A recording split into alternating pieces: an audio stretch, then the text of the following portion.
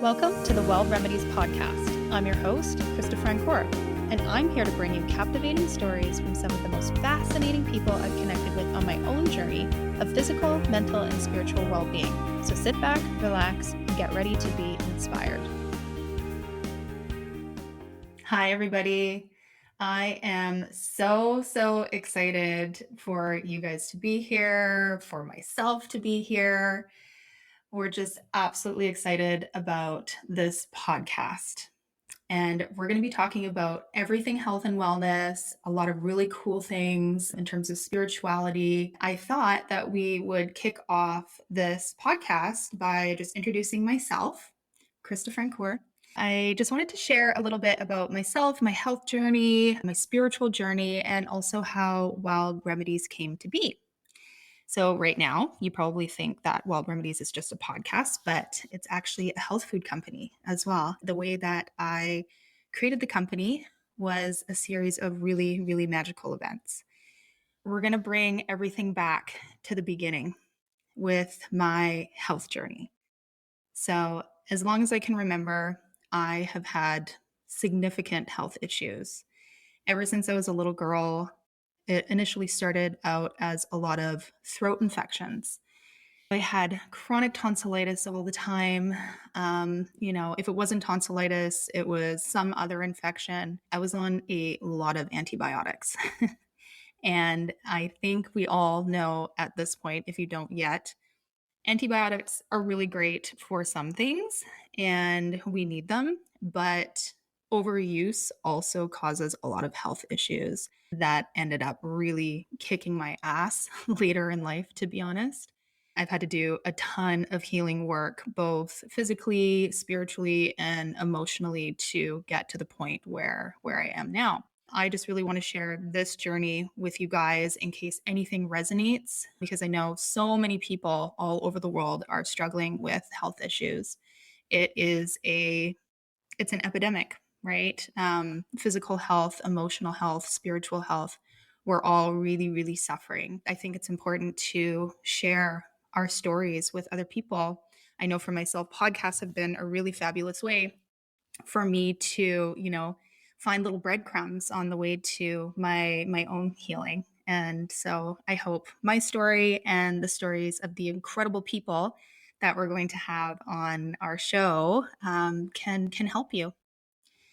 So again, being a young girl, having all of these health issues, it kind of transformed into all sorts of things. We had all of the physical illness, and then in my teens, the mental illness started to show up.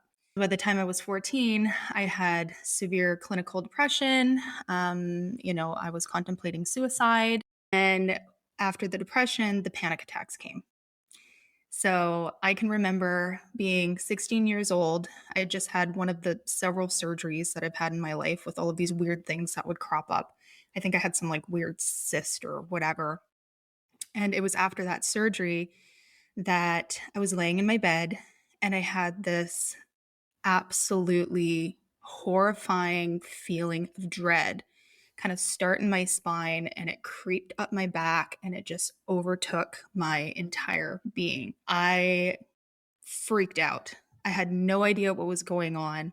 At the time, I had, as teenagers do, experimented with some psychedelics and stuff. And I was like, oh my God, like this feels like a bad mushroom trip or something. And I'm like, but I don't understand. Like I didn't do any drugs. So you can imagine I was just absolutely terrified. I ran out of my room and went to tell my mom, and she got angry initially. She was like, well, what's wrong with you? I woke her up in the middle of the night and I was like, I don't know. It feels like I did drugs, but I didn't do drugs. And she's like, what? And she's like, what's going on? And so she was in nursing school at the time, and she's going through her books trying to figure out like what it is that's wrong with me. It's like, well, maybe it's a reaction to the antibiotics or whatever that you're on after the surgery that I had.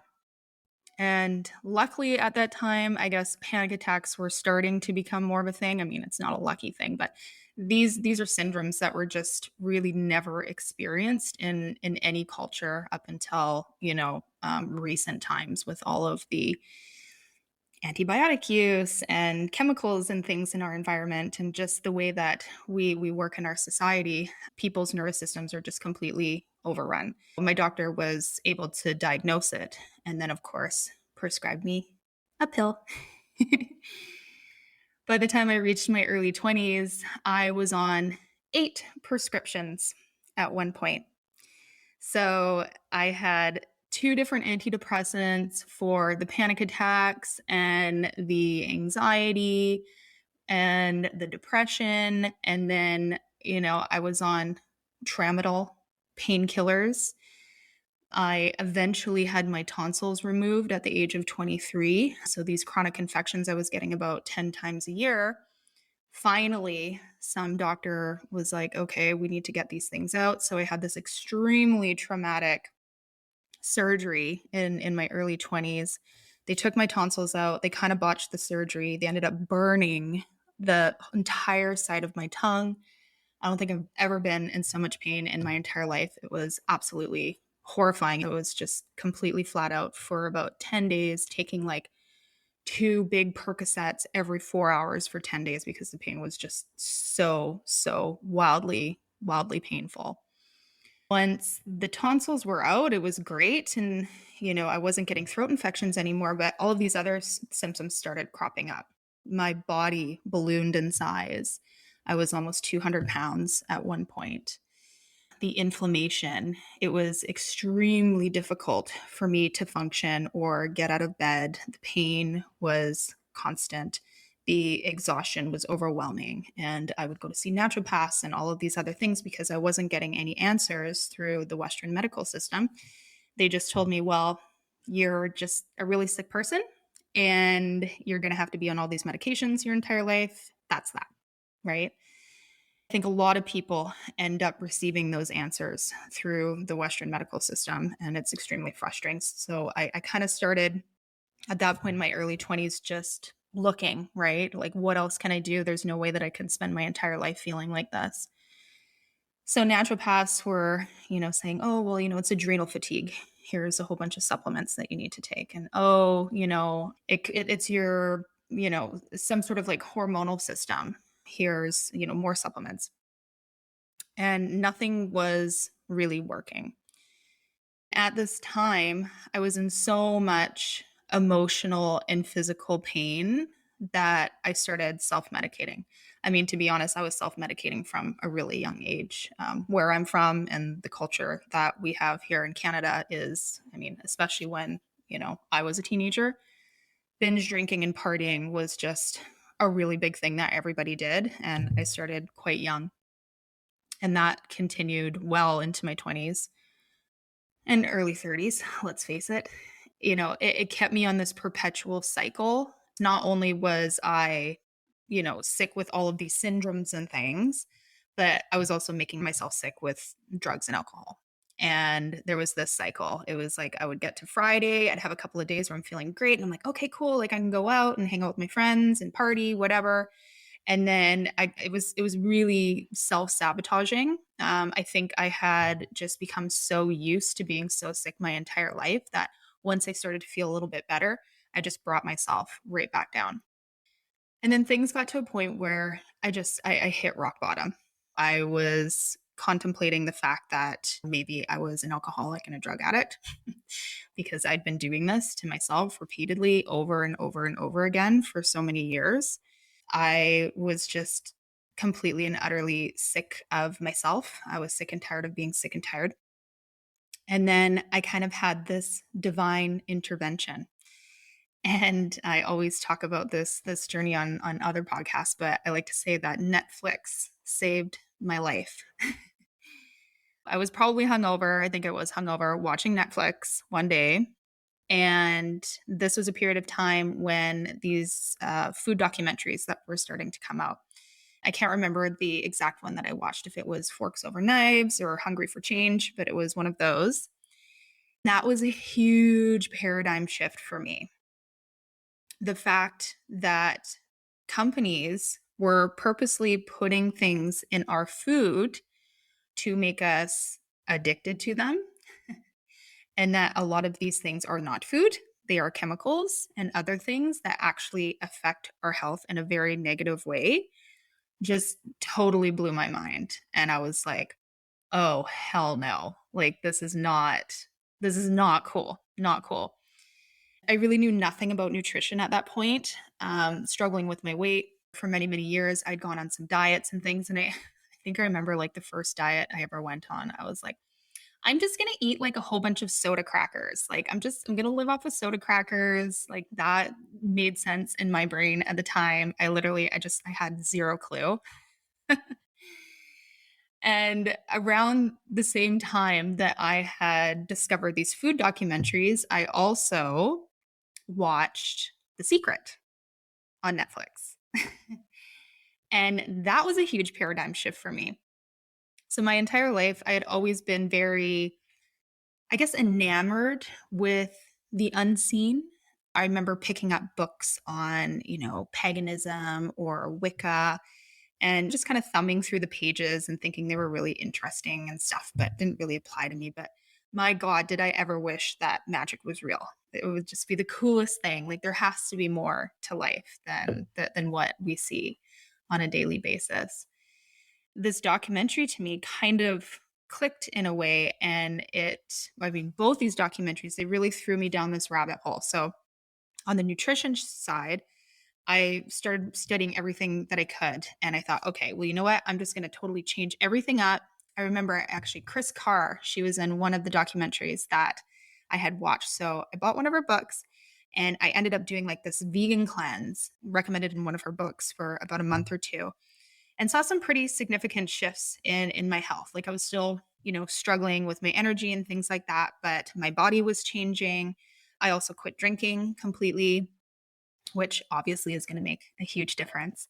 It definitely kickstarted my journey. And I actually ended up remaining vegetarian for about 4 years after that.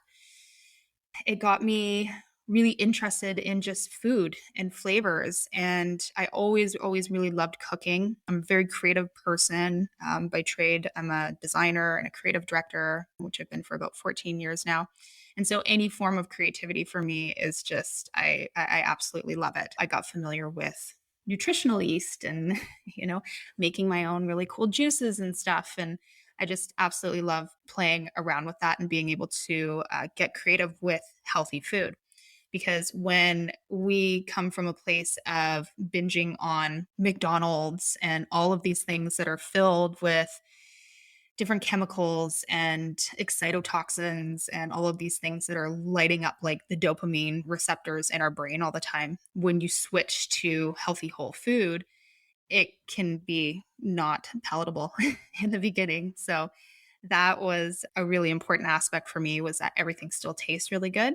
That's actually one of the reasons behind our Wild Remedies products, our Magic Latte collection.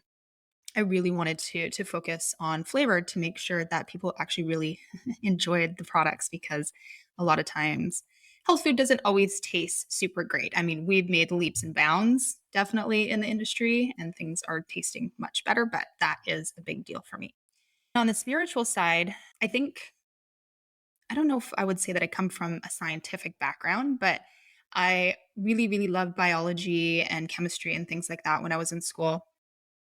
And I ended up coming across a really fantastic book called The Science of the Soul. Is that correct? By Ismet Goswami.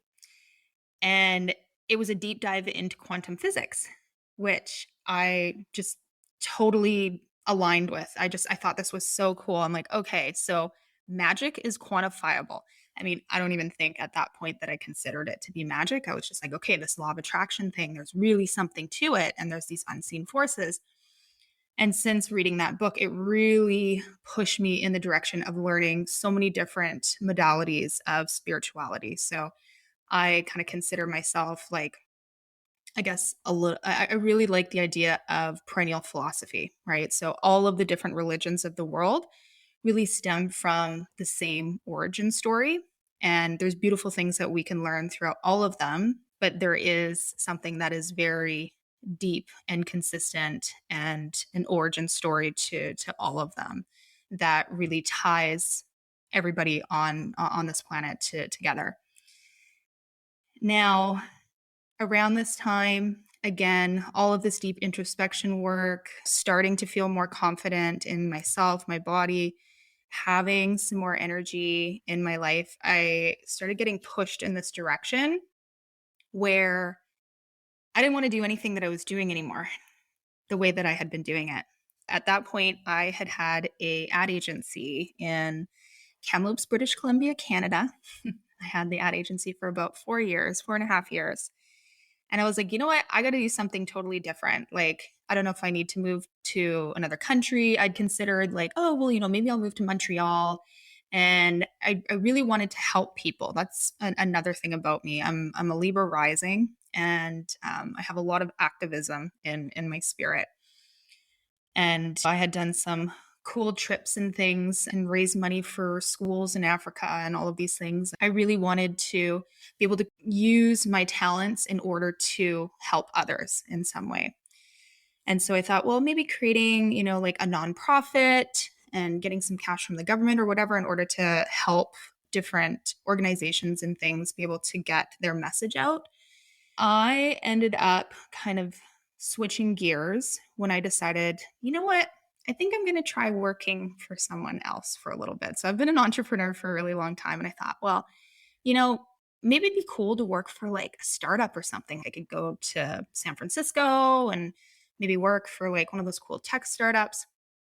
And so I'm looking through my phone and I'm like, well, what are the apps and things that I really like using? One of the apps that I'd been using quite significantly at that point is called Ombana, which is an app by the company called Mind Valley. I was doing the Silva method, the meditation that they used to promote there, which is really fabulous. If anyone ever wants to look into it, I highly, highly recommend. So I reached out to Mind Valley. And for those who don't know, I mean, Mind Valley is a pretty famous company if you're in the personal development realm at all. I'm sure you've heard of it. But essentially, it is a company that is located in Kuala Lumpur, Malaysia. And it's very Google esque. Vishen, the founder there, he absolutely loves design. And so the offices are beautiful and the marketing is beautiful. It just seemed like an incredible mission that I wanted to join. So I applied. And in 3 months' time, I had got the job. I had sold everything that I owned and I got on a plane and I moved to Malaysia. I didn't know where it was. I was like, well, I don't know. It's on the map somewhere by Thailand. Like it should be fine. I'm just going to go and see what happens. And so that's what I did. And I ended up working for Mind Valley and living in Kuala Lumpur for 2.5 years. So this is back in 2014. And it was a really incredible experience. I was still working on my personal health, and obviously now I was just totally entrenched in all of the personal development and spiritual things that Mind Valley embodies and attending A Fest and meeting all of these really incredible people, which just opened up a whole new world for me. It was a really cool time. There was also a ton of traveling around that time. So the one cool thing about working at Mind Valley is their philosophy is you can kind of work from wherever. So you can work in the office or you can take off to Bali on the weekend and get a villa and work from there with a group of friends. Everybody was really into traveling at the office, so we did that quite often, which was really cool. The time that I spent there was really fantastic. And I had also co-founded another startup while I was there. I'm a manifesting generator, which means that I have a very difficult time doing just one thing. I'm a multitasker. I have several projects on the go all the time. I ended up co-founding this other startup, which had to do with health and wellness. And it was really great. But I kind of got to the point where I was like, you know what? I think I'd like to use my talents to create my own thing, like a physical product of some sort. I didn't know what that was going to look like, but I thought, well, I don't know. It's just going to come. I know I want it to be colorful. I think it needs to be a beverage of some sort, but yeah, I don't know. I'm just, wasn't feeling the Mind Valley thing anymore, wasn't feeling the other startup thing anymore. And I ended up going home to Canada for a couple of months during the summer. And that's when the first really interesting mystical things started happening. So prior to this, obviously being at Mind Valley, I was doing a lot of like internal work, breaking some, cognitive, I guess, thoughts and feelings and emotions around money and just learning how to think bigger. I had kind of come to this point in this understanding where I felt like I really needed to create something big, like a big business that could help people and the planet. I kind of had like this little framework, but I didn't know how I was going to make that happen at this point. So I just kind of left it up to the universe. I'm back in Canada, and within the period of 7 days, three really interesting things happened. So the first thing was my old business partner had gotten in touch with me, and she was like, "Oh, hey, Krysta, I've been working with this guy. He's got this really cool product and he's looking for design help. Would you like to chat with him and see what it's all about?" And I was like, "Okay, cool."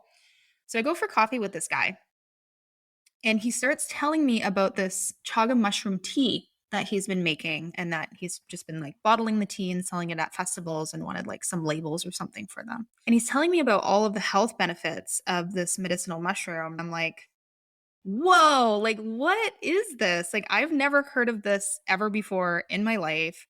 And I was into all the weird health food stuff, right? Like I was getting fresh, gooey spirulina from Bali that I was putting in like my juices every morning, and the nutritional yeast and all of the things that were strange back then. That was my jam. So I was like, wow, this is really cool. And he's talking about like all the anti-cancer effects of chaga and how it has the highest source of antioxidants on the planet and all of these things. And I'm just like, whoa, holy shit, this is really cool. Okay, I'm going to put a pin in this. Interesting. A couple of days later, I go to my girlfriend Judy's place, and we were doing mushrooms of a different kind that day. And she brought up chaga. I was like, this is really interesting. So Judy, she was really interested in shamanism and things at the time. She started talking about this chaga mushroom and how it's been used in First Nations culture for a really long time and all of the health benefits. And I was like, that's so weird. Some guy just mentioned this to me the other day. And I was like, okay, gonna put a pin in it. Then a couple of days later, I went to the center of the universe. Now, you probably never heard of this place. Most people haven't. But outside of my hometown of Kamloops, it's about a 45-minute drive up Dead Man's Creek to Vedette Lake. There is this area called the Center of the Universe. And the story is that back in the 70s, an apprentice monk from San Francisco just showed up to this place. He did a bunch of energetic tests and declared it to be the center of the universe for Buddhists or something. I don't know. Anyway, it's become this very auspicious place. Now people come from all over the world to do meditations and retreats and things there. I had just heard about it before I had moved overseas, had never visited, and thought, okay, well, this is something that I have to do when I get back. So my mom and dad came with me, which is really weird because they're not into this stuff at all. We ended up going to this place, and we were met by the gentleman that owns the property, and he was kind enough to take us on a tour. So he took us around, and we took our shoes off and we were grounding, and he showed us how to water witch, and we were doing some meditations and things. And then he was, showing us some things that you can eat in the forest. At that point, he kind of stopped and he looked at me and he was like, "Have you ever heard of chaga?" And I was like, okay, all right. I got the message. I'm in the center of the universe. This has been brought to my attention 3 times in 1 week. I think this is something that I need to look into. So when I went back to Malaysia a few weeks later, I just got completely obsessed and I started researching about medicinal mushrooms. This was at the time where medicinal mushrooms were not trendy. Like Four Sigmatic was a thing, but they, I think they had like 2,500 followers on Instagram at that time. If you don't know, Four Sigmatic is a big mushroom company, some guys from Finland, and they've done an absolutely beautiful job of educating people, the mainstream of Western culture, on the benefits of medicinal mushrooms. So I thought, well, oh man, there's definitely a market here. This is really interesting. So I just started reaching out and getting these really cool extracts and stuff sent to my place in Malaysia. And I was testing them out and was totally shocked at actually how lovely the flavor of like a chaga tea is. And so I figured out the very best ways to consume it, the most potent ways to consume it. I ended up making my own tea. It was my very first product with Wild Remedies was a chaga mushroom tea. It was just a very simple blend of a very, very, very potent wild Siberian chaga extract that I source from Russia. And I just mixed it with some really high quality organic Ceylon cinnamon, which helps to open the pathways and things in order to absorb the nutrients of the tea. I was like, this is it. This is the thing that I'm going to do with my life. And it was just one product. I had no business plan. I had no idea what I was doing, but I had big dreams and I was going to get it out there. So I I launched the product at the Bali Spirit Festival, which is this big, new age festival in Bali. I think it's in Ubud.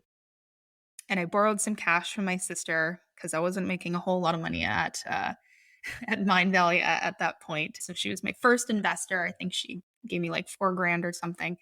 And I ended up, making, I don't know, few 500 tins, I think, of the tea. And I put a whole bunch into my suitcase and booked this flight to Bali to go to the Bali Spirit Festival and sell my tea. Halfway through the flight, I'm going, oh shit, is this going to be a problem?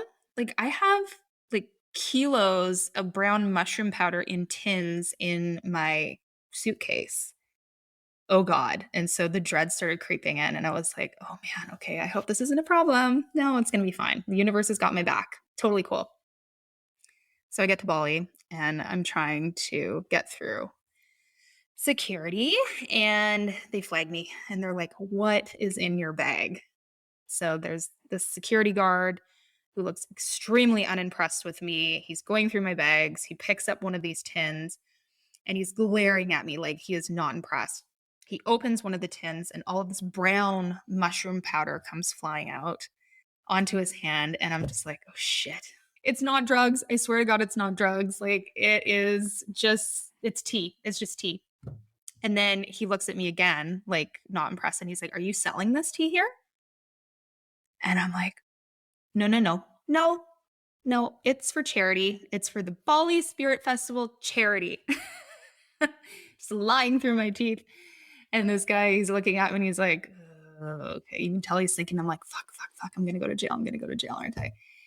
And he just kind of waves me over and lets me go. I'm like, oh, thank you, universe. Thank you, thank you, thank you. So I made it to the Bali Spirit Festival to launch my product. And it was a total flop. It was like 5 bajillion degrees out. I'm sitting in this little tent outside selling hot tea right next to a vendor who's selling ice cream. Yeah, I didn't sell that much. Also, like, I think I had the tea price at like $50 or something ridiculous at the time. It was a total shit show. But anyway, that is the origin of how I started the Wild Remedies company. And it has been quite an adventure ever since. I tried to get that tea all over the place. I went down to LA and I went to all the cool shops. I actually had the product in Erewhon for a little bit, which was really cool. The buyer there, Vicky, was just absolutely wonderful and she loved the packaging. Obviously, the packaging was beautiful because I'm a designer and that's my jam. And that's always everybody's first comment when they see our products. She was very kind and we had some products on the shelf at the time, but I really just had no idea what I was doing. I didn't have a proper team. I didn't have a business plan. I didn't have a product line. I just had one product. All I knew was that the universe told me that this is what I need to do in my life. So that's what I was doing. And this was also backed up by a couple of other interactions that I had with some mystics. One woman, Danielle, did my Vedic astrology chart at one point. It was absolutely wild what she told me. She was just taking a look at my chart and she's like, well, I see that you need to be doing something in health and it needs to be luxury focused and it needs to be marketed to women. And I was like, okay, that's literally what I'm doing. She's like, cool. Well, you're doing your dharma and the universe will, have your back throughout this whole thing. And I was like, well, okay, yeah, makes sense. So all this time I was already listening and following, the messages and things that I was given. One of the One of my most favorite books on the entire planet is called The Surrender Experiment by Michael Singer. I absolutely love the message about, the universe giving you signs, and when you get these signs you need to follow them, right? Like it's taking you in the direction that you need to be, and that's really a testament to how I've lived my life for the past several years, and gotten me to where I am at this point with a whole product line and a proper company and doing everything the right way. Another really important person that ended up entering into my life that's helped guide me on my journey. So I talked about the one woman who had done my chart and how that was very validating.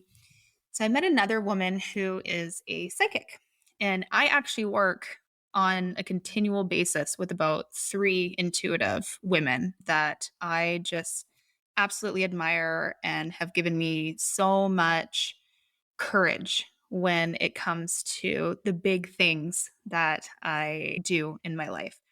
Running a company is really, really friggin' hard. It is lonely. I've been working at this for 6 years now. I went from literally having no idea what I was doing, hawking like one little product for several years, and, being told by this one woman, Pooja, that there would be all of this product development and all of these things. And she gave me these cycles and these timings. And she has been right on the money with literally everything in my life for the past 5 years, which has been absolutely amazing. So when I finally did things the right way and I built the business plan and I ended up getting the loans and things in order to create our current product line, that shit was really scary. But she told me, she's like, get it done at whatever cost. Like, this is what you're meant to do. That has been such a blessing for me in this life. And, another thing that we're really going to focus on in this podcast. I know these really incredible mystics and all of these cool people that are helping so many. And yes, we're going to focus on nutrition and mental health and all of these things, but the spiritual aspect of healing is really, really the most important. There is so much out there that we don't know about, that cannot be seen, but that really, really does dictate the way that we show up and function in this world. And it's also why I called our products magic lattes, right? Like I feel like I ended up creating these products out of all of these really, really magical experiences that have supported me along the way. Another really important part about why we're going to delve into, mysticism and psychospiritual healing is because that is still a huge part of my healing journey. At this point, I'd say I'm like about 80, 85, 90% healed. There's still a little bit of stuff that I'm working on. Just in the recent couple of years has been a huge shift for me. So, one being cutting out gluten. I discovered that the majority of my anxiety and depression had been caused by gluten. Cutting that out has been absolutely amazing. So, that's been like a nutritional aspect. But then there's still these things that are hanging on, right? And in the past few months, working with some spiritual healers, I've come to understand that, these imbalances in my body are stemming from an emotional trauma that has been connected to my throat. Now, remember at the beginning of the podcast when I was talking about these throat infections that I was getting, right? So we had the throat infections, we take out the tonsils, then this issue moves to the thyroid, which causes the weight gain, which causes the hormonal imbalance, which causes, et cetera, et cetera, et cetera.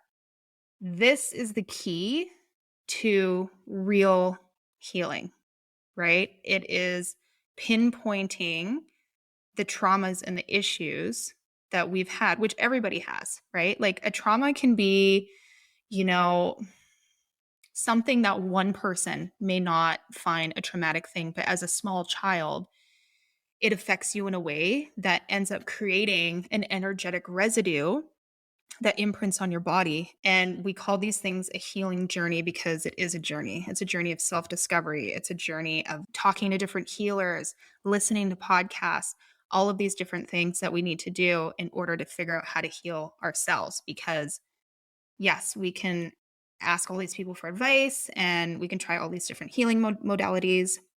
But ultimately, the way to healing is through the things that we already have in our body, our soul, whatever it is inside of us that makes our heart beat and makes our hair grow. These are the primal things. Like, our body wants to be whole and wants to be healthy and knows how to be, but we need to figure out how to clear a lot of those things out, those traumas out, in order to come into perfect balance. I'm getting real close, you guys. It's really, really close. Like, if you had seen me a few years ago, you wouldn't recognize me. I really, really, really hope that the information that, I can impart and that these amazing guests that we're going to have on the podcast can help you as well, because I know what it's like to not want to get out of bed. I know what that's like. It's absolutely horrifying. And I don't wish that on anybody.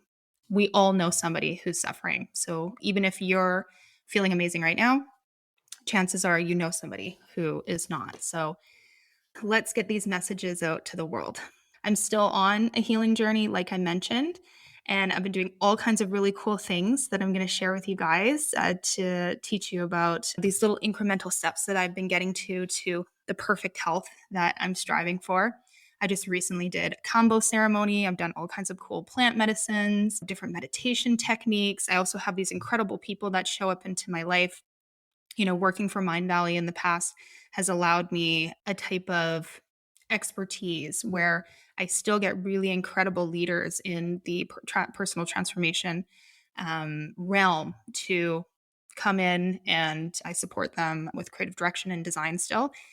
Just the other day, I had somebody pop into my inbox and just read her phenomenal book, The Journey. So I'm really looking forward to delving into those healing modalities and passing on my learnings and experiences there as well. So the healing continues. There's so many cool things out there. Always curious about learning everything there is to be about the unseen and magic and botanicals and all of those lovely things. So thank you again for being here today, and super excited to catch you guys on the next episode. Thanks so much for sharing your time and energy with us today. We'd love to hear your feedback on how our podcast has impacted your life, and are also open to suggestions for new and interesting topics. Please leave your comments with a quick review to help us grow this magical community of wellness warriors and light workers. Every month, we select one lucky reviewer to win our big magic box containing all 3 of our beautiful magic lattes. To connect with us further, check us out on Instagram at wild_remedies. Thank you again, and see you at the next episode.